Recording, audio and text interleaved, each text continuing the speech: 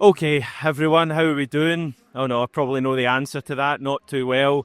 Bit of a gutter for Celtic today. It could have been our treble, it probably should have been our treble, given that we dominated that match for 75, 80 minutes and then got pretty careless and sloppy and inexplicably allowed Aberdeen to equalise and then didn't really create anything in extra time and lost on penalties. Is that the reaction over, Scott? Good stuff, right? Cheers, everyone. Pints. 82% possession, 3 shots on goal. I think that's probably the stat line that we'll find most disappointing. We controlled the game pretty much from the outset and created absolutely nothing. Yeah. Just really disappointing. I think, it was just a really strange game in that, this is going to sound ridiculous to say after we've just lost, but it felt too easy for so much of that game. You know, Aberdeen were toothless in the first half, incredibly poor. We were dominant without being particularly good in the game at any point. We were completely dominant, as you say, loads of possession. Maybe not chances, but Aberdeen did absolutely nothing. And you're just kind of watching the clock going down thinking, if anything, you know, this is going to be a bit of a drab finish to winning the treble if we run this out in 1-1-0. What are we doing now for a drab treble, Scott? Jeez, It feels so wrong that we're not lifting a trophy. But, I mean, you bring that on yourself when you don't put pressure on a opposition defence. You don't put any pressure on their keeper. It's just, I'm not sure where to begin with how disappointing that effort was. I mean, the numbers, the possession numbers that we've had today mirrored a bit what the League Cup fixture was, except we put pressure on their goalkeeper. We moved their defence. We asked questions. We probed. There was none of that today. I can't think of an underlap or overlap cross that you would put Johnson and Kuhn down for linking up that way on the right-hand side. There was just none of it. It was just a really pedestrian performance, I think, from Celtic today. Well, at least we've not got the Aberdeen trophy lift going over the audio waves. You can probably pick that up. There's a couple of Aberdeen fans that have infiltrated the and they're ever so slightly annoying right now. This is what happens in Australia. Where are we, Scott? We are at the famous Turf Sports Bar and Grill, who have been legends with us for the last couple of weeks, trying something out. And a big thank you to the Melbourne #1 CSE, the oldest CSE in the Southern Hemisphere. So a big thanks to those guys. Yeah, and I should also point out it's currently 7 minutes past 3 in the morning, so if we look tired or are making absolutely no sense, then that might be something to do with it. I don't really know, I guess we could just talk a bit about... I think really the game started from that Aberdeen equaliser, and it was a total howler from Casper, wasn't it? And Casper's been brilliant for us generally, but that's as bad a thing as you're going to see. I mean, I guess that's the thing. I guess one thing I've got going in my mind is it shows how amazing these trebles have been in recent years. When you see you can be dominating a game and feel so comfortable. I think even though it was 1-0, we felt so comfortable going into the closing stages, and then Casper throws one into his own net. And suddenly everything flipped. Aberdeen from that point probably created more than us. I think we had the Dyson chance. They had one that they ballooned over the bar. They also had one Gay, I think, just kind of before penalties where he shoots right at Casper. So I guess my point would be it shows how amazing these achievements have been in recent years to not lose cup games. I mean, that's Brendan Rodgers' first defeat at Hampden, and it's Celtic's first Scottish Cup final defeat since 2002, and it's our first cup defeat since in any cup final since 2012. So this is an unusual feeling for us, but yeah, I think it's also McGregor's first cup final loss, first defeat. Is it not? Yeah, I think so. So there is some firsts to be taken out of it, I suppose, but Aberdeen seemed energised when the subs came on. So Gaia, Morris, they were lively for them. They didn't really create anything, but it just seemed to give them some energy. So they're happy to sit back. They know Celtic are just going to bang it around for 100 passes around the outside of the 18-yard box. But they were comfortable in that, and they knew that if they could just weather that, they could move out, and they had some guys with some speed and energy. Makes you wonder why they didn't start with those guys. I think they would have put Celtic under pressure and maybe snapped us out of this sort of malaise we were in for the entire 120 minutes. Yeah, I think that there's no secret in saying that before Aberdeen's equaliser, we got really sloppy for a period. And I need to watch the game back to realise how long that period was. My hunch is it was about 5-10 minutes of like just giving the ball away in the centre of the park, and I think that came from probably being too much in the comfort zone. And again, it's a daft thing to say in a final when you're only a goal up. You should really be on it, but I honestly think the team got a bit complacent in that period and a bit lax with their passing. And there's a number of different balls. We were giving away silly balls. Liam Scales. Who else? Luke McCowan, I think even Callum McGregor at one stage. Really, Bernardo, I think, really slack bits of play. And it just seemed to give Aberdeen a bit of a boost. I take your point. I think their subs made a difference as well. Yeah, Casper's been brilliant for us, but it's a howler, isn't it? Why is he going with one hand with that? Yeah. Like, just kill it. No problem. Like, I don't understand what happened there. But we needed to close that space. From that cross, I was yelling it. He really was. Was it? I don't know if it was. My hunch is it was maybe Yang. Could have been Taylor. I don't know. But Morris runs with the ball, and we just let him cross it, and anything can happen when you do that. So that just summed up that period. We just slipped into. I don't know. It's hard to put your finger on. It was just like the team got a bit complacent at that point in the game, and that's pretty unforgivable. I mean, I love this team. They're brilliant. I'm absolutely gutted. It doesn't take away from, I think, how much I love the team, and it's still been a good season. But God, you can't 10 minutes from full time seeing out a cup final for the treble. You can't get complacent like that. You had Aberdeen exactly where you wanted them, and we let them in. That one moment. Whoever you want to blame, everyone takes a share of the blame. Casper probably gets a bigger slice of the pie, but the game just changes from that point. And from that point, it was a shootout, and Aberdeen looked threatening. And the other thing was we'd taken off a number of our key players at that point, and we ended up kind of with a shell of the starting lineup in the end. I mean, these guys are good players and will be even better, but guys like Johnny Kenny and McCowan, and we had Schlupp and Taylor on at the same time. I think Taylor was playing in midfield. And there's also a point on the penalties as well, that we'll get on to. But did you just have a bit of a feeling maybe during extra time that it was maybe just not going to go away? Aberdeen, I mean, even after they score the equaliser, they were happy to just try and hit back on the counter. They only got some speed, so they can threaten, they can be a genuine chance on the break, but they were happy to play for extra time. They were happy to play for pens.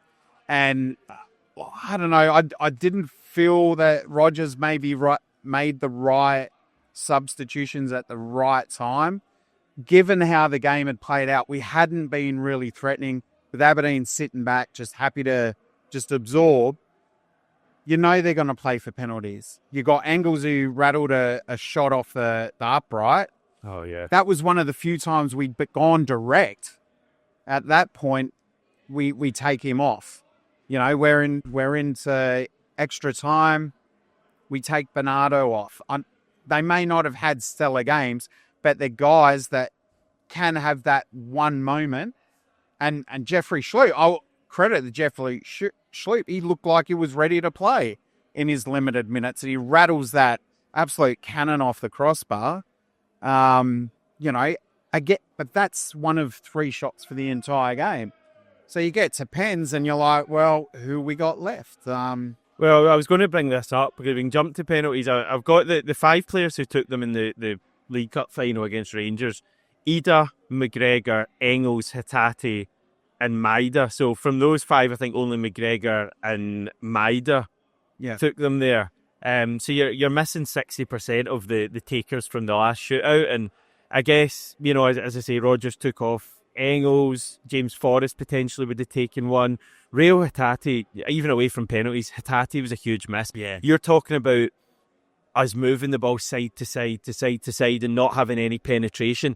Hatate provides that ability to pass through the lines that we badly lacked today. We did it a couple of times and looked really threatening, but for me there was just too much recycle it to one side, recycle it to the others. Liam Scales, Cameron Carter-Vickers, those guys on the ball rather than the guys you really want like Engels and Bernardo. But Hatate's a huge miss, and if we're going to lose Hatate this summer, hope it doesn't happen, to be honest. But if we're going to, we really need creativity in that midfield because we lacked it badly today. Yeah, that'll be a massive hole if we were to lose him. It's a massive hole today, clearly. I'd be interested to see the stats for how many touches Carter Vickers and Scales gets compared to the entire midfield. Probably with the exception of McGregor, but those two would have had far more touches, I think, than Engels and Bernardo. And I think that's a problem because if your creative players aren't getting the touches, you're not getting penetration. You're not going to create opportunities or slot someone through. Because, as you said, you're just recycling it side to side through the central defenders. Like, I don't know. It's just, I don't know. I'm just really pissed off about it, to be honest. Like, I'm not happy. Yeah, I know. We had a couple of chances in extra time. Schlupp has. It's not even a chance really. It's a long range effort, but it just felt to me in extra time like we could still be out there. He could have given us another half an hour and then probably another half an hour.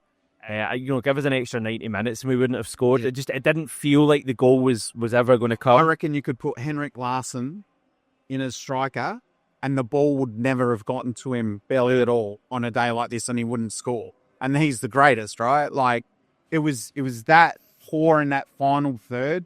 You had crosses going high when, a mid-level cross may have asked questions. There's a lot of overhead crosses. Down low. There was just no creativity from the wings today. And Adam Eder, he'll come in for a lot of criticism, I'm sure. But what chance did he have with the delivery up forward today? Like, there was just nothing there. Yeah, players that have been so good for us this season, Dyson looked threatening in the first half. Greg Taylor had a few good passes to him, but as the game went on, it's a daft thing to say about Dyson, but he kind of looks like he maybe needs a rest. Like, I think it's been a busy old period for him, both, as a footballer and also in his personal life, but thankfully he's going to get a rest. Not thankfully for me, because I was hoping to see him next week in Perth. That's not going to happen, but it's not all about me. I just thankfully was able to walk off the field, to be honest. That's effort where he's gone to head the ball and he gets tunnelled and lands on his ear. Yeah. Like, how he even got up from that. I thought we'd lost him from that point. But he's clearly not the Dyson we've seen this season, and that's fine. He's human. We doubted that, to be honest. Nicholas Kuhn, just a bit ineffective again for me, and that's something I think we need to watch going forward. It's just happening a bit too often for me. James Forrest, when he came on, just made such a difference from Nicholas Kuhn straight away. Made a few things happen. Just really unfortunate that he picked up an injury. It was just one of those. As the game went on, just more of these things happened. It was kind of like last week too, right? It wasn't until the 60th minute subs came on that things started to look a bit lively again, right? And it's Batman Forrest again. And I think given how bland the extra time was, especially once he came off, you sort of knew that it was probably going to go to penalties at that point. Yeah. How are you feeling going into penalties? I hate them. I guess I probably said all of the same things I said there before the Rangers won and before the Aberdeen won last year and before the Hearts won during the COVID season. But I was convinced we weren't going to win that one because I think we've won like our last three. And I'm never one who subscribes to penalties being a lottery. I think there's a lot more to it than that. But I just felt it wasn't going to be our day. And you kind of had that sinking feeling when McGregor steps up and misses. And good on him, captain leading by example. Again, I've not seen it again.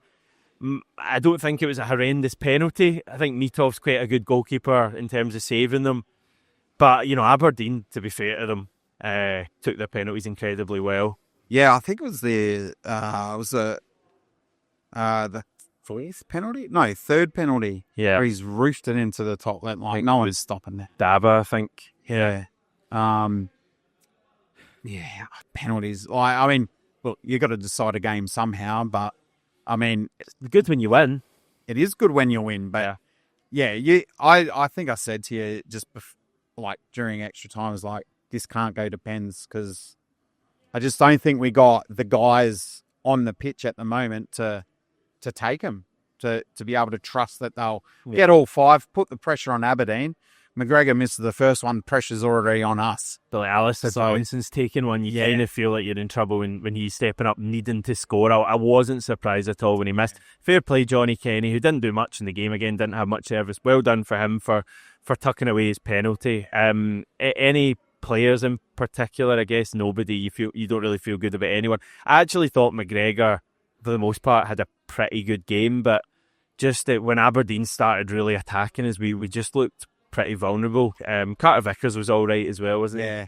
I'll give some credit to Greg Taylor.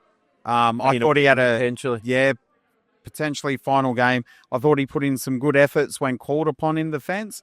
But also once we had to bring Jeffrey Schloop on and he's had to step up, play that sort of midfield role, I thought he did okay. Like, that's not something that's necessarily natural. It's kind of like inverted, but you've busted your hump and then you get asked to go into an area that's the engine room of the team for an extra effort. I'll give him some credit for that. Less said about Yang's performance, the better. Probably just struggled pretty badly, didn't he? Yeah, that's fine. We'll leave that there. Okay. I guess half an hour after we've just lost the treble on penalties isn't a good time to ask this, but season, what are you thinking? It's still been a good season, but I guess probably unfairly Celtic are judged by trebles now, and we've not won a treble. My hunch here is that when the dust settles, maybe give me a few days, possibly a few weeks, I think we'll still view this as being a good season. We've won the league. I think European progress, League Cup in the bag as well. It's been enjoyable at times. It's been a bit of a drag at times as well. And I think that's how we will view it. But it's certainly not going to be remembered nearly as fondly as it would have if we'd have won that. And it's just so frustrating. It's not as if it was a game that Aberdeen were too good for us on the day. It just felt like that was our making. We had them exactly where we wanted. We should have beaten them, and for some reason we allowed them right back into that, and then we kind of got what we deserved in penalties. It's a bit early for Christmas, but we gave him a gift anyway. That was good. That was very. You like that one? Very. Jeez. Yeah. You got to try and come up with something, right? Like, I'll take anything right now. This game was a bit of a microcosm of the back end of the season, I think. Probably from New Year's onwards, we went through periods of games where this sort of became a habit. We saw it again a bit last week, and unfortunately, we see it in a final. I think it puts pay to all the talk too that Celtic just have to roll up in Scotland and get trebles. You still have to play, and anyone on their day can take it off you, and Aberdeen did that today, and credit to them. They had a bit of help, but credit to them. It's a backhanded compliment, but I think that's fair if you watch the game. But it also shows how hard it is, and so if there is any complacency in the squad of the guys who've been winning and winning and winning, maybe this is just the reset they need to drive those standards forward going into next year and beyond. We've got to. I hope we come out roaring for the Champions League qualifier. Is there any part of the disappointment of losing? Maybe I'm trying to find the positives in this. I think we all are, but any part of that you think we might just come back with a wee bit more focus next season now that we've lost that, a little bit of a point to prove maybe, which is a ridiculous thing to say about Celtic and Scottish football, but well, the expectations there and we fell short, right? So I think two seasons in a row we've not won a treble. I know, again, people who have lived through the 90s and all the other decades, it's an incredible thing to say, oh God, we've gone 2 years, 2 seasons without a treble. But yeah, that's over to the team. But that's the Celtic standard, right? Yeah. So, you just got to do it. Yeah, like if that's not a motivator, then I don't know what motivates you, right? Yeah. I trust this team will sort this out. We'll make the right signings. Hopefully we get the new signings in early rather than deadline day. That'd be nice because you've got to embed this system, embed the expectation, the standard, the history. And you've got to allow these players to absorb what it is to play at Celtic Park in front of our fans, home and away. So get the business done, reset, off we go. And, it's now, we'll just look forward to it next year. I don't know if we're getting a Stevie report from Hampden. Something tells me that he might not be in the best kind of mood to do it. So if we are getting a Stevie report, here we go. I don't know if we did get a Stevie report there. Potentially not. I kind of feel like maybe not. So yeah, that's where we're at. Anything else, Scott? I don't know. I think, it's late. Everyone's pissed off and disappointed. I've never been in my bed more in my life. Dear man, it's a new experience for you. It's no euphoria to keep you going for another hour. It's breakfast in a few hours. It is. It's also my birthday. Today? Yeah. Oh, very happy birthday. I always thought good things happened on the 25th of May, but not I'm today. sure you'll get plenty of nice comments. No, I wasn't fishing for that, but, you said it was breakfast. It might be birthday cake time, but maybe I'll save that for later. Right. Okay, we'll leave it there for now. Goes without saying, everyone, I really appreciate the support this season. I'm not going anywhere. We'll keep this show rolling. We'll have plenty more reaction throughout the week. And yeah, it's a long old summer ahead of us, but we'll have so many different things we can talk about. We can get the rest of the squad on for a chat as well over the course of the summer. So please stick with us. They're shutting up shop here. Big thanks to Turf Bar. Big thanks to the Melbourne #1 Celtic Supporters Club, oldest CSC in the Southern Hemisphere. Boom. Right. See you later, everyone. Bye.